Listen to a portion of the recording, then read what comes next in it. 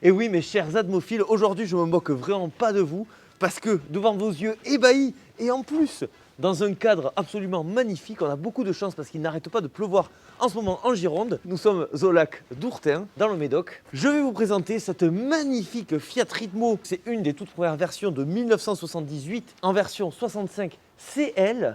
Autant vous dire que là, c'est une œuvre d'art aujourd'hui.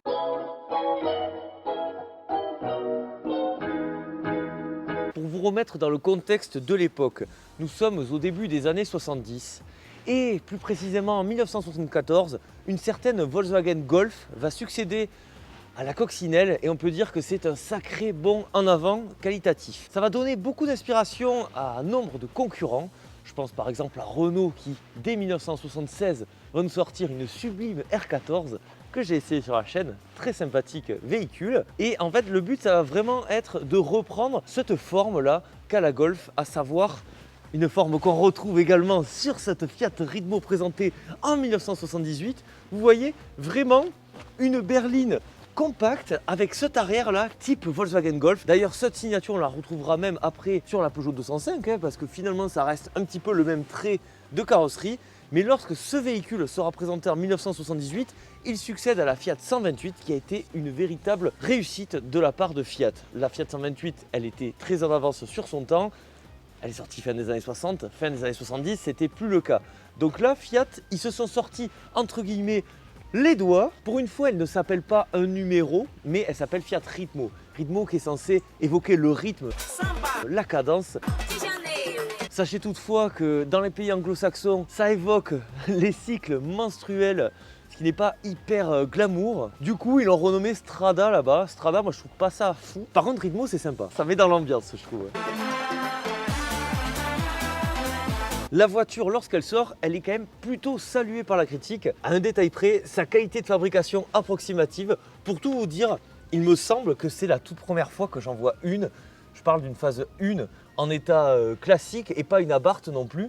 C'est vraiment devenu quelque chose de rarissime sur nos routes. Et malheureusement, cette piètre qualité, ça lui a valu l'échec au titre de voiture de l'année 1979 qui reviendra à la Talbot Horizon qui a encore une fois ce look vraiment typé Golf, sauf que la Talbot Horizon, je trouve qu'elle a quand même un charme moindre. D'ailleurs, Fiat, conscient de ses soucis niveau qualité, va essayer d'améliorer la Ritmo au fur et à mesure, mais dès 79, il sortira une version plus qualitative nommée Targa Oro qui corrige un petit peu le tir.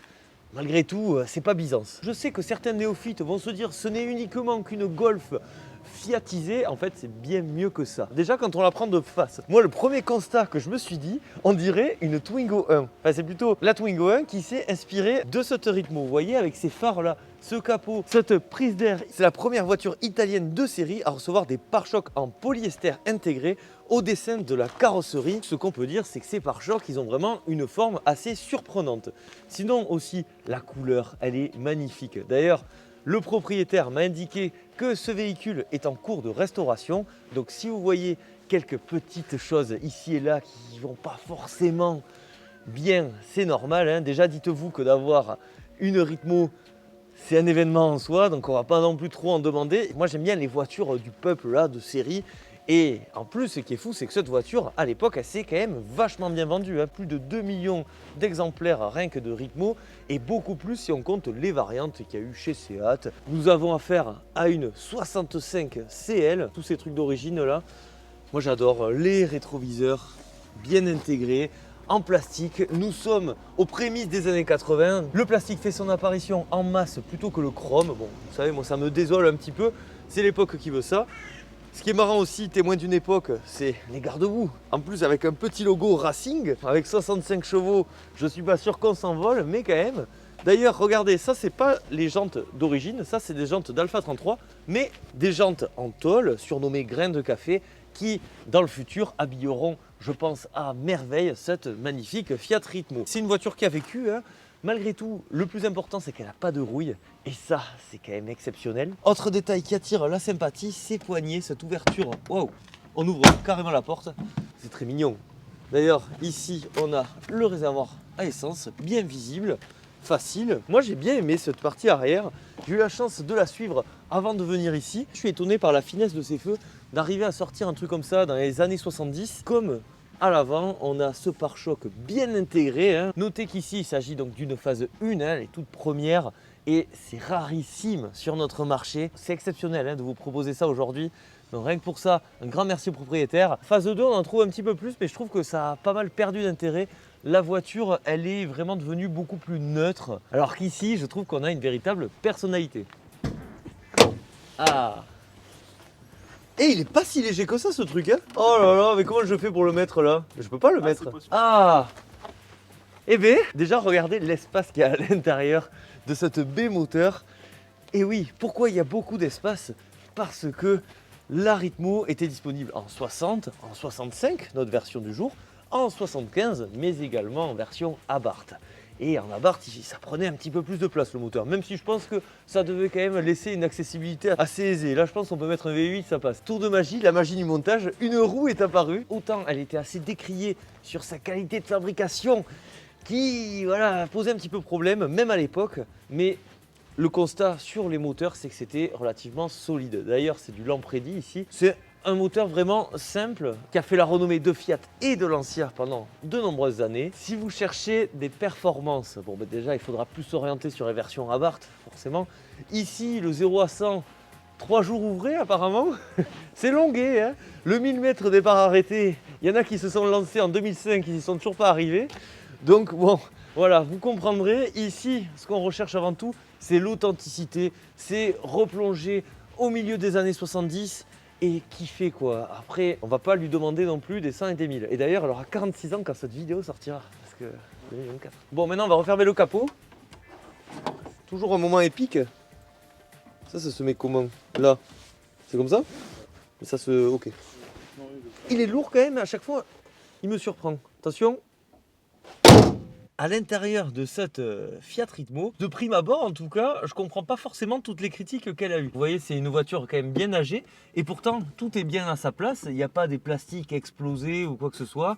On a des aérateurs, je trouve, à la forme sympa, comme ça là. La luminosité exceptionnelle, forcément en voiture ancienne. Là, on a une petite boîte à gants, toute petite mais très mignonne. Je fais attention quand même parce que ça c'est précieux une Fiat Ritmo. Par contre c'est vrai, ce qui est assez étonnant, c'est que j'ai l'impression que les boutons ont été un petit peu répartis de façon aléatoire. Donc ici, bon on a un cendrier, pas trop mal, mais vous voyez, là c'est la ventilation, là l'aiguille, pour que ça change vraiment, il faut faire plusieurs tours. Voilà. Pourquoi faire simple quand on peut faire compliqué? Bon, l'intensité, ah c'est pareil, c'est n'importe quoi. Ok, super. Lave-glace arrière, pas mal hein. Chauffage, mais j'aime bien ces boutons, même le bruit. Le volant, on dirait un volant de Dodge, il est assez balèze. Et puis ce qui est marrant, et ça, les klaxons des voitures italiennes, moi j'aime beaucoup souvent. Niveau rétroéclairage, il n'y a uniquement que le compteur qui est rétroéclairé. Le reste, bah, de nuit, vous débrouillez un peu à l'aveugle, à la Gilbert quoi. Vous voyez, si on se penche sur les compteurs, écoutez, moi j'aime bien, ça a une forme un petit peu atypique, ça reste hyper lisible, il y a les informations nécessaires. À gauche, on a encore ces petits boutons vraiment mignons avec ce vert et ce rouge pour montrer quand c'est enclenché ou quand ça ne l'est pas. Ici, nous sommes sur une CL et la CL, c'est la version luxe parce qu'il y avait la L et CL. Ces beaux sièges en tweed, 5 rapports. Ça, à l'époque, c'était pas non plus quelque chose qu'on voyait tout le temps.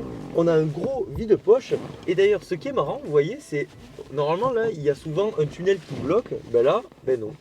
Donc je peux vraiment étendre mes jambes bien comme il faut.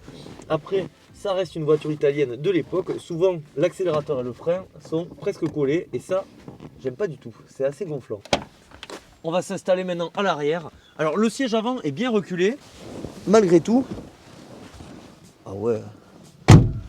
Ah, je suis content quand je monte dans ces voitures, je crois que ça se voit. Il y a ce petit quelque chose qui fait plaisir qu'on n'a plus forcément dans les voitures actuelles. La sensation de ne pas être complètement engoncé, moi je trouve ça génial. Après je suis un peu claustrophobe aussi, donc ça aide pas. Mais c'est vrai que dans ces voitures, j'ai l'impression de respirer. Et ça c'est hyper agréable. La banquette, c'est un confort absolu. Ici on a toujours des manivelles, forcément si on en avait à l'avant, on va en avoir à l'arrière. Petit cendrier, ça reste une voiture italienne. On a les ceintures aussi. Pas d'appui-tête, ça serait assez vulgaire quand même, hein. Nous le coup du lapin on veut se le prendre. Et surtout, ça c'est vraiment bien à l'ancienne, ces petits éclairages là, Oh, ça marche pas. Ça marche pas, mais c'est pas grave. La voiture, elle a quasiment un plancher tout plat. On dirait une électrique, cette voiture, c'est fou. Fiat avait réussi à nous faire quelque chose d'hyper logeable. Je rappelle que la voiture fait 3,94 m.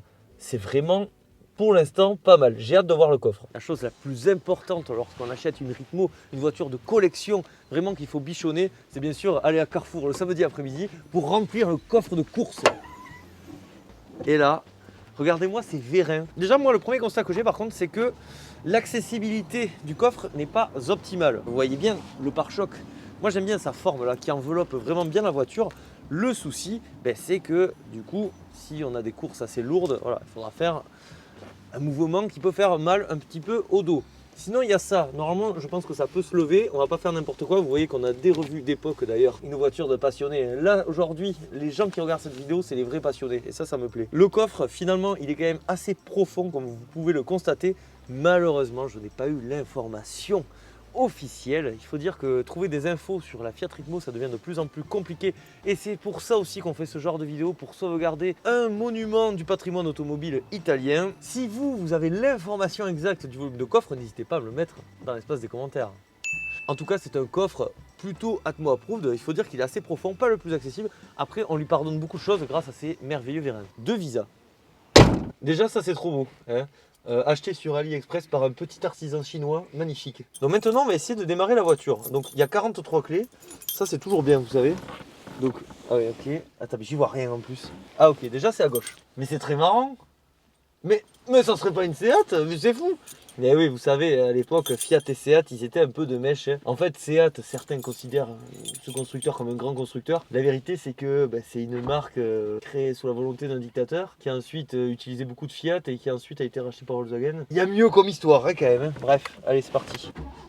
Et après, il faut... Ouais, c'est bon. Ouais. Elle démarre bien, je l'ai bien réglé. Elle démarre bien, hein. Ah ouais, c'est impeccable. Vous avez vu ça un peu, les atmophiles? Ah putain, et par contre, ça, les voitures italiennes, je te jure, en plus, il y a de la place de fou. Pourquoi les pédales elles sont toutes collées? Je ne comprends pas. Allez les anciens, poussez-vous. Parce que là, on part dans la street. Ah ouais, si je mets la vitesse, c'est peut-être mieux. Hein. Oh, regardez-moi cette magnifique Mazda MX-5. Waouh, incroyable. Écoutez, premier tour de roue, ça se passe bien. J'ai pas calé, j'ai bien démarré. La voiture fait pas de bruit particulier. Je suis trop bien installé.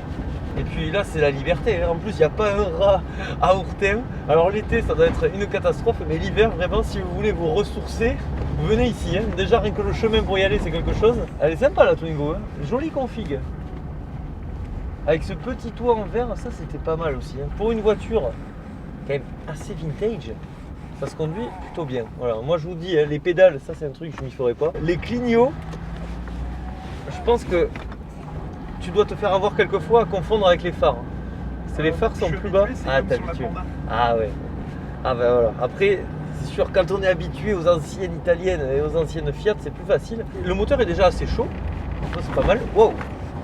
Putain, ah oui, ils sont vénères. Hein. Dis donc. Je pense qu'ici, il doit y avoir 2-3 chauffards aussi. Hein. T'as plus d'essence ou la jauge marche pas? La jauge marche quand elle veut. Ah ok. J'ai fait le parier. J'ai eu peur, d'accord. Parce que là, je voyais vraiment que c'était très bas. Ah, j'aime bien. Et c'est dynamique, en vrai. On rigolait tout à l'heure en parlant du 0 à 100. Oh putain. Après, ces voitures à l'ancienne, en plus, il y a un feeling. C'est ça qui est exceptionnel, quoi. C'est vrai, le propriétaire me disait 60 chevaux, ressenti 120. Ouais, voire plus, c'est pour moi. Allez, on va à la mer. On va se faire une petite balade à la mer. Oh là là là là là là. J'aime bien. Et une impression, une sensation de vitesse. En plus, comme les compteurs là, le compteur de vitesse marche pas non plus. C'est un bec. 5e vitesse, on l'a passé. C'est assez moderne, presque à conduire. Par exemple, l'Alpha 33, donc de ce même propriétaire, j'avais plus galéré. On a droit à 2 freins à disque, c'est pas mal. Ensuite, bon, l'arrière, c'est vraiment très simple. Hein. Un ressort à lame transversal, c'est vraiment à l'ancienne. Barack Obama, durant sa jeunesse, a conduit cette voiture qui a quand même était designé non pas par Pininfarina, mais par juste le centre de style Fiat. On a tendance aussi souvent à les oublier et à toujours mettre en avant Pininfarina. Mais moi je trouve que dans cette catégorie de ces véhicules là, la Golf, la Talbot, même la 205, celle avec le plus de charme, c'est elle, pour moi. Les phases 1, voilà, avec ses pare-chocs, là, cette couleur. Et puis, je suis hyper agréablement surpris par l'intérieur parce que de tout ce que j'avais lu, j'avais l'impression que ça allait être une énorme saucisse. Bah en fait, ça va, hein, ça marche vraiment pas trop mal. Et puis, le plus important, les sensations sont là. Hein. La boîte se manie bien. C'est quand même hyper drôle. Des fois, on sort un peu de Bordeaux, c'est pas mal aussi. Hein. Très sympa, voilà. Ceux qui veulent y aller, Carcan plage, on y est. Magnifico. En fait, je me sens pas forcément en danger au volant de cette voiture. Ça, c'est peut-être un défaut d'ailleurs, parce que je pense que quand on prend un accident, on doit le sentir passer. Après, par contre, moi, ça, c'est un truc sur les anciennes. J'aime pas, j'ai pas de force au bras. Ça, c'est vraiment un défaut. Allez, c'est parti. Et là, voyons, on essaye de faire une petite bombardée. Et puis, petite sonorité italienne aussi. Oh là là! J'ai l'impression d'être en spécial de rallye en plus avec cette route là.